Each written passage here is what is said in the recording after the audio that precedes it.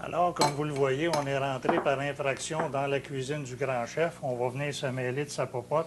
Salut Jean-Marie. Rebonjour. Rebonjour, on ne te dérange pas trop. Pas du tout. Mais tu nous as eu par Je l'odeur. vous attendais.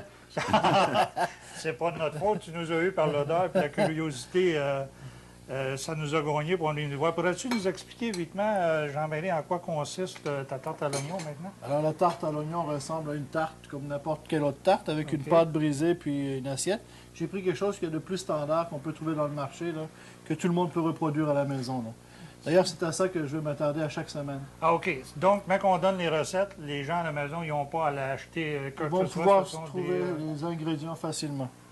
Alors ça, c'est des oignons émincés, coupés en petites tranches, sués au beurre, blondis légèrement au beurre, avec des petits lardons, de lard fumé. Mhm.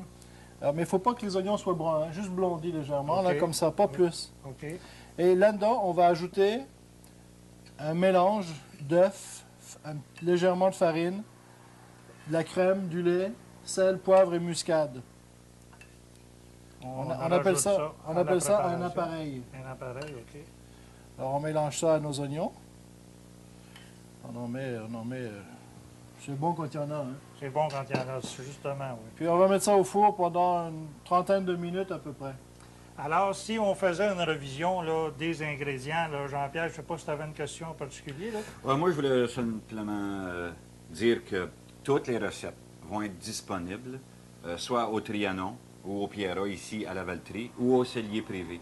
Alors, les gens pourront venir chercher la recette. Ça va être aussi disponible à Télévision Rive-Nord. À Télévision Rive-Nord, s'ils peuvent se OK. procurer la recette. Ça fait que si tu voulais juste nous donner là, les ingrédients, encore une fois, là, pour que les gens à la maison comprennent bien que c'est facile. là. On part avec une pâte à tarte. Une pâte brisée, une pâte à tarte normale, OK. qu'on peut faire ou acheter, ça se vend aussi sur le marché. Ce sont des oignons qu'on peut... Des oignons, des gros oignons, des oignons dits espagnols qu'on cultive ici dans la région, avec des lardons, des œufs, de la farine, sel, poivre, muscade, crème et lait.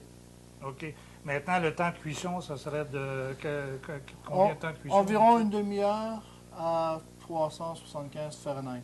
OK. 350. Puis ça, comme tu nous as dit tout à l'heure, ça sert de comme entrée, Une c'est pas entrée un chaude. repas principal. Non.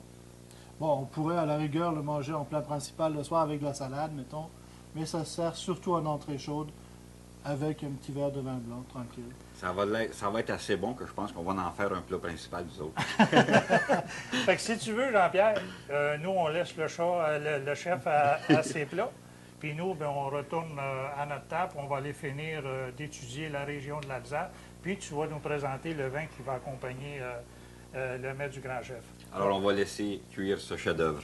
Puis on retourne à notre table. Puis on va la Exact. manger tout à l'heure. Certainement qu'on va la manger. Alors, on est de retour avec Jean-Pierre pour compléter notre région de l'Alsace pour cette semaine.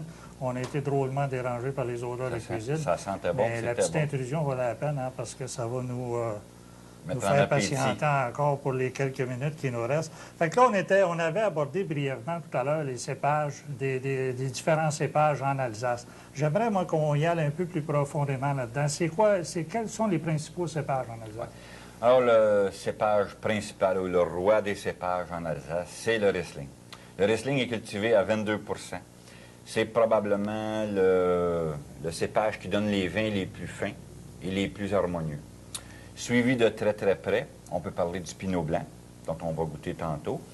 Sous l'appellation Pinot Blanc, le vigneron peut assembler le Pinot Auxerrois, qui va nous donner une certaine souplesse, une certaine harmonie. Par la suite, à 20 % environ de la production, on va parler du Gewürztraminer ou le Gewürztraminer. C'est un nom allemand, difficile à prononcer. Je ne sais pas si ma prononciation est bonne. Le Gewürztraminer, quand on sent son bouquet, on a une explosion de fleurs. C'est vraiment Mais typique. c'est pas le Riesling aussi qui a une odeur très particulière? Oui, le Riesling a une odeur de pétrole.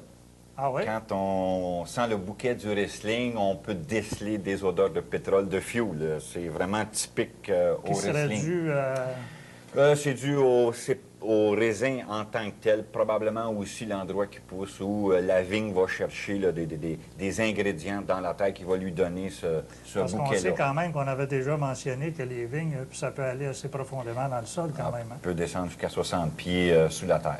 Ça fait que là, tu étais rendu au Sylvaner. Ouais, le Sylvaner, c'est un vin qui est très, très bien connu. C'est un vin qui est assez populaire, qui est cultivé environ à 19 dans la région d'Alsace, qui va nous amener surtout de la fraîcheur. Okay. Ensuite de ça, on descend beaucoup. Là, on est rendu à 7 le pinot noir. Le pinot noir peut être pressé pour son jus, qui est un jus blanc. Ils peuvent en faire des vins blancs.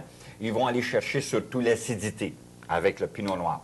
Très, très peu de vins vont être faits qui vont être élaborés à partir du pinot noir. C'est-à-dire qu'il va être fermenté avec sa peau pour en faire des rouges. Très, très peu. On parle environ 5 de rouge et de rosé. OK? Après le pinot noir, il y a le pinot gris ou le tokay.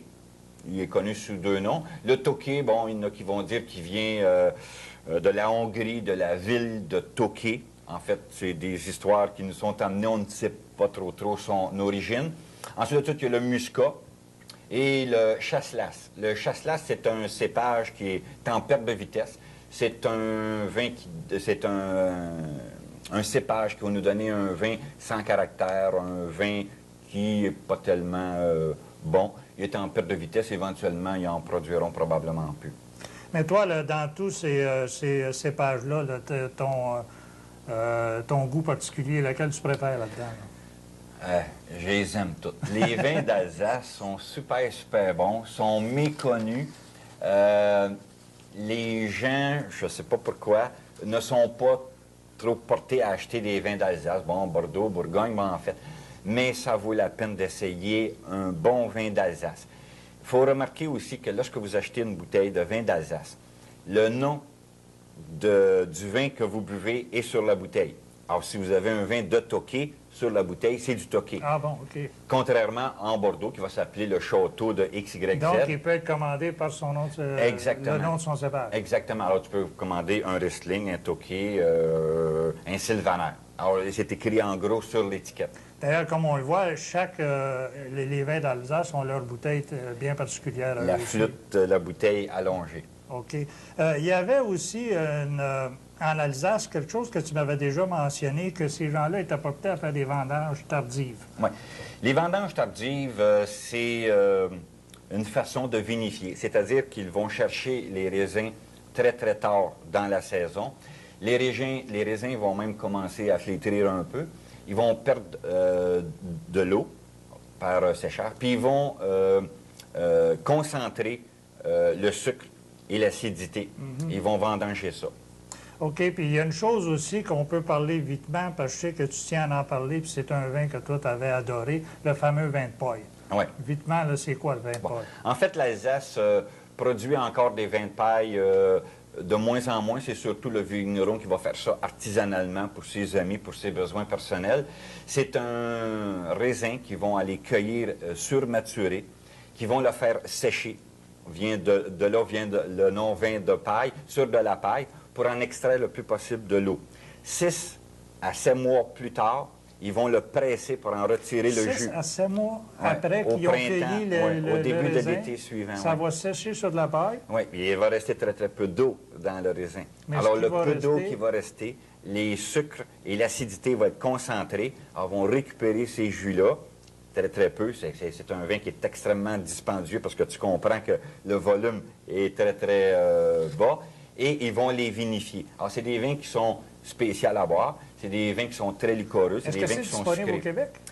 C'est probablement disponible au Québec. J'en ai acheté une bouteille. On pourra peut-être même la montrer tantôt. Je l'ai acheté dans le Jura à 80 la petite bouteille. Tu n'en achètes pas une caisse. OK. Fait que si tu veux, Jean-Pierre, je pense que ça complète pas mal notre visite de la région de l'Alsace. Nous, il nous reste une grosse tâche à accomplir.